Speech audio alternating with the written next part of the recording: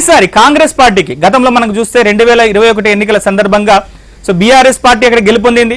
Teenmar Mallanna independent గా పోటీ చేసి స్వల్ప ఓట్లతో ఆయన ఓడిపోయారు.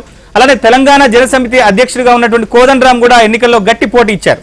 సో ఈసారి కాంగ్రెస్ పార్టీకి ఇటు కమ్యూనిస్టులు అలానే తెలంగాణ జనసమితి అధ్యక్షుడు కోదండరాం కూడా మద్దతు ఇస్తున్నటువంటి నేపథ్యంలో సో కాంగ్రెస్ పార్టీ ఈజీగా తాము ఈ సీటు గెలుస్తామనేటువంటి ధీమాతో ఉంది. సో అయినప్పటికీ కూడా సో కాంగ్రెస్ పార్టీని కొన్ని సమస్యలు అయితే ఇబ్బందికి పెడుతున్నటువంటి పరిస్థితి ఉంది.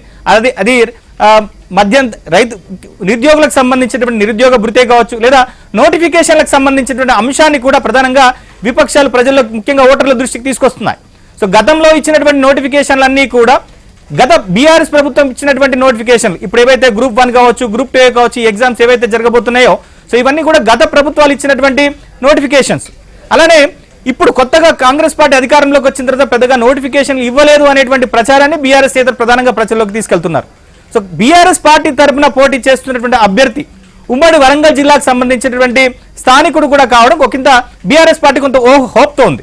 సో ఉమ్మడి వరంగల్ జిల్లాలో సో ఎట్లాంటి పరిస్థితి ఉంది? ఎందుకంటే అక్కడ కాకతీయ యూనివర్సిటీ ఉంది, చాలా మంది విద్యార్థికులు ఉంటారు, మేధావులు ఉంటారు, సో చదువుకున్నటువంటి వాళ్ళు ఉంటారు, ఎక్కువగా గ్రాడ్యుయేట్స్ ఓటర్లంతా కూడా వరంగల్ జిల్లాలోనే ఉంటారు. సో అక్కడ పరిస్థితి ఎట్లా ఉంది, ప్రచారం ఎలా సాగింది, సో ఏ అంశాలు ప్రధానంగా ఈసారి ఎన్నికల్లో కీలక పాత్ర పోషించబోతున్నాయి? మా ప్రతినిధి నవీన్ ఉన్నారు, నవీన్తో మాట్లాడదాం. సో నవీన్, ప్రచారం ముగిసింది. సో ఎన్నికలకు సంబంధించి సాధారణ ఎన్నికల తరహాలోనే ఈ ఎన్నికల ప్రచారం కూడా సాగింది. దాదాపుగా హైదరాబాద్కి సంబంధించినటువంటి అంశాన్ని ప్రధానంగా ఇటు హరీష్ రావు కావచ్చు, బీజేపీ నేతలే కావచ్చు, వీళ్ళందరూ కూడా ప్రధానంగా ప్రస్తావించారు. సో నిరుద్యోగులకు సంబంధించిన అంశాలతో పాటుగా ఇటు జాతీయ స్థాయి అలానే రాష్ట్ర స్థాయి అంశాలను కూడా ప్రధాన ప్రచారాస్త్రాలుగా తీసుకున్నారు. సో ఎట్లా ఉంది వరంగల్ జిల్లాలో పట్టభద్రులకు సంబంధించినటువంటి ఎన్నికకు సంబంధించినటువంటి వాతావరణం? సో ఏ అంశాలు ఈసారి కీలకం కాబోతున్నాయి? నవీన్, మీరు చెప్పినట్టు అసెంబ్లీ ఎన్నికలను తలపించేలా ఎమ్మెల్సీ ఎన్నికల ప్రచారం సాగింది. ప్రధానంగా ఈ రెండు ప్రధాన పార్టీలకు సంబంధించినటువంటి అభ్యర్థులు ఇక్కడ స్థానికులు కావడం కూడా మరో విశేషం. మీరు చెప్పినట్టు ఏనుగుల రాకేష్ రెడ్డి బీఆర్ఎస్ తరపున ఆయన ఉమ్మడి వరంగల్కు సంబంధించినటువంటి నేత, తర్వాత గుజ్జుల ప్రేమేందర్ రెడ్డి బీజేపీ అభ్యర్థి, ఆయన కూడా వరంగల్కి సంబంధించినటువంటి నేత, తర్వాత తీన్మార్ మల్లన్న ఆయన నల్గొండకు సంబంధించినటువంటి. అయితే వీళ్ళు ముగ్గురు కూడా మూడు ప్రధాన పార్టీలు 52 మంది పోటీ పడుతున్నప్పటికీ ప్రధానంగా 3 ప్రధాన పార్టీల మధ్యనే పోటీ ఉంటుందని చెప్పవచ్చు.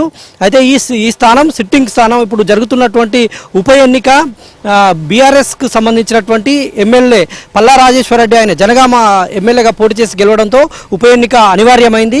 అయితే ఆ స్థానాన్ని కాపాడుకునేందుకు బీఆర్ఎస్ విశ్వ ప్రయత్నమే చేసింది.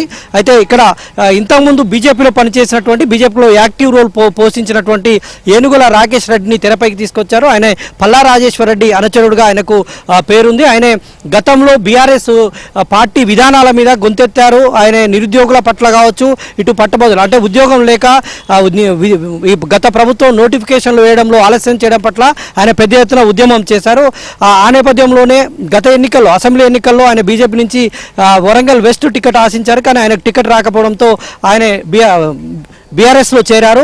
దీంతో పల్లా రాజేశ్వరరెడ్డికి దగ్గరయ్యారు. అయితే పల్లా రాజేశ్వరరెడ్డి గతంలో గెలిచిన స్థానం కాబట్టి కేసీఆర్ కూడా ఆయన కొంత ప్రాధాన్యతనిచ్చి పల్లా రాజేశ్వరరెడ్డి సూచించినటువంటి ఏనుగుల రాకేష్ రెడ్డికి టికెట్ ఇచ్చారు. అయితే ఆ టికెట్ ఇవ్వడం పైన కొంత బీఆర్ఎస్లో తొలుత వ్యతిరేకత ఆయన పైన ఇటు లోకల్ ఎమ్మెల్యేస్ కావచ్చు, నేతలు కావచ్చు, మాజీ మంత్రి దయాకర్ రావు కావచ్చు, వీళ్ళందరూ కావచ్చు కొంత అసంతృప్తి వ్యక్తం చేశారు. కానీ ఇటు కేసీఆర్, కేటీఆర్, ఇటు హరీష్ రావు ముగ్గురు కూడా రంగంలోకి దిగి అందరినీ కూర్చోబెట్టి మాట్లాడి ఖచ్చితంగా మనం గెలిచే సీటు ఇంతకుముందు గతంలో గెలిచిన సిట్టింగ్ సీటు కాబట్టి ఖచ్చితంగా అందరూ పనిచేయాలని సీరియస్గా అందరికీ ఆదేశాలు ఇవ్వడంతో వారందరూ కూడా తర్వాత మళ్ళీ రంగంలోకి దిగారు, ప్రచారం ప్రారంభించారు. బీఆర్ఎస్ వరంగల్ కేంద్రంగా ప్రధానంగా రాకేష్ రెడ్డి వరంగల్కు సంబంధించినటువంటి వ్యక్తి కాబట్టి ఇటు వరంగల్ కేంద్రంగా ఆయన ప్రచారం చేశారు. వరంగల్లోని ఉమ్మడి వరంగల్ పరిధిలోనే ఆయన విస్తృత ప్రచారం చేశారు. అదేవిధంగా ఇటు బీజేపీ కూడా గుజ్జుల ప్రేమేందర్ రెడ్డి బీజేపీ నుంచి ఇంతకుముందు పోటీ చేసినటువంటి గుజ్జుల ప్రేమేందర్ రెడ్డి ఆయన సెంటిమెంట్ పైన మోదీకి ఉన్నటువంటి చరిష్మాను, తర్వాత దేశంలో మరోసారి మోదీ రాబోతున్నారు అనేటువంటి విషయాన్ని ఆయన చెప్తూ, తర్వాత ఆయన గతంలో పోటీ చేసి ఓడిపోయాడు కాబట్టి మరోసారి నాకు అవకాశం ఇవ్వాలని ఆయన ఆ సెంటిమెంట్ను ఉపయోగిస్తూ దాని మీద ఆధారపడి ప్రచారం చేశారు. తర్వాత ఆయనకు మద్దతుగా ఈటెల రాజేందర్, డీకే అరుణ కూడా ఆ రాష్ట్రానికి సంబంధించినటువంటి నేతలు వాళ్ళు కూడా వచ్చి ప్రచారం చేసినటువంటి నేపథ్యం ఉంది. ఇటు బీఆర్ఎస్ కు సంబంధించి ఇటు కేటీఆర్, హరీష్ రావు వాళ్ళు కూడా ప్రచారం చేశారు. ఇటు లోకల్ గా ఉన్నటువంటి మాజీ ఎమ్మెల్యేలు కూడా చేశారు. ఇక కాంగ్రెస్ విషయానికి వస్తే కాంగ్రెస్ అధికార పార్టీ కావడంతో దీనిపైన అంటే ఖచ్చితంగా తీన్మార్ మల్లన్న గతంలో కూడా ఇదే స్థానం నుంచి పోటీ చేసి స్వల్ప మెజార్టీతో స్వల్ప ఆధిక్యతతో ఆయన ఓడిపోయారు. కాబట్టి ఇటు గతంలో ఆయనకు వ్యతిరేకంగా ఉన్నటువంటి కోదండరాం జనసమితి అధినేత కోదండరాం కావచ్చు, కమ్యూనిస్ట్ పార్టీలు కావచ్చు, అవన్నీ కూడా ఆయనకు గతంలో వ్యతిరేకంగా పనిచేశాయి.